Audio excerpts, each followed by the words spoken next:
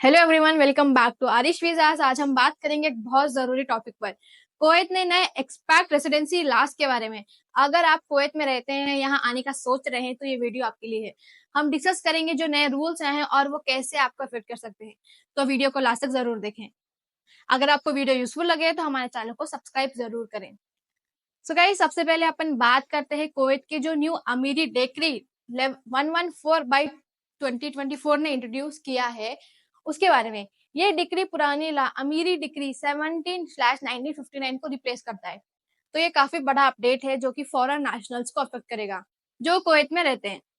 पहले एंट्री और एग्जिट की बात करते हैं। कुवैत अभी जरूरी कर रहा है कि फॉरेन नेशनल्स हैं उनके पास एक वैलिड पासपोर्ट होना चाहिए या फिर कोई अप्रूव ट्रैवल डॉक्यूमेंट। अगर आप जीसीसी कंट्रीज के सिटीजन हैं तो आप अपने नेशनल आईडी कार्ड से भी एंट्री ले सकते हैं। और एक इंपॉर्टेंट अपडेट ये है कि अब एंट्री और एग्जिट सिर्फ उन्हीं पासपोर्ट्स को होंगे जो कुवैत की मिनिस्ट्री के इंटीरियर ने डिजाइन किए हैं। तो अगर आप रूल्स फॉलो नहीं करते तो आपको प्रॉब्लम हो सकती है। अब हम बात करते हैं रेसिडेंसी परमिट्स और फैमिली स्पॉन्सरशिप के बारे में। जो फॉरेनर्स कुवैत में रहना चाहते हैं उन्हें रेसिडेंसी परमिट के लिए मिनिस्ट्री ऑफ इंटीरियर के पास अप्लाई करना पड़ेगा। और अगर आप कुवैती सिटीजन है तो आप अपने स्पाउस और चिल्ड्रंस को स्पॉन्सर कर सकते हैं। लेकिन एक छोटी सी रिस्ट्रिक्शन भी है। अगर कोई ह्यूमन कुवैती सिटीजन है और उसकी शादी नॉन कुवैतिन से हुई है तो उनको थोड़ी रिस्ट्रिक्शन फेस करनी पड़ सकती है। कुवैती सिटीजन का स्पाउस विडोड या डाइवोर्स्ड हो और उनके पास बच्चे हैं तो वो रेसिडेंसी के लिए अप्लाई कर सकते हैं। ये अपडेट काफी इंपॉर्टेंट है, तो अगर आप इस कैटेगरी में आते हैं तो ये जरूर चेक करें। अब बात करते हैं डोमेस्टिक वर्कर्स की। नए रूल्स के मुताबिक अगर आपके पास कोई डोमेस्टिक वर्कर है तो आपको मिनिस्ट्री ऑफ इंटीरियर को नोटिफाई करना पड़ेगा।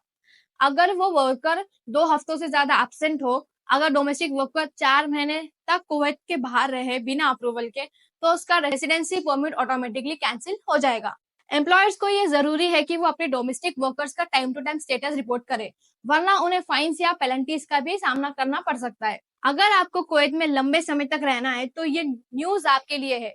अमीरी डिग्री में कुछ नए कैटेगरीज इंट्रोड्यूस किए गए हैं जिसमें आप लॉन्ग टर्म रेसिडेंसी के लिए अप्लाई कर सकते हैं। स्टैंडर्ड रेसिडेंसी परमिट अब 5 साल तक वैलिड होंगे। अगर आपको 10 साल का रेसिडेंसी चाहिए तो ये उन लोगों के लिए है जो कुवैती मदर्स के चिल्ड्रंस हैं या फिर जो रियल इस्टेट के ओनर्स हैं।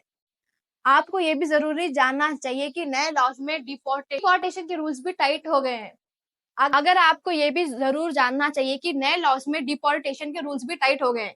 अगर आपने रेसिडेंसी रूल्स वायलेट किए तो इंटीरियर मिनिस्टर को आपको डिपोर्ट कर सकते हैं, चाहे आपका रेसिडेंसी परमिट वैलिड हो।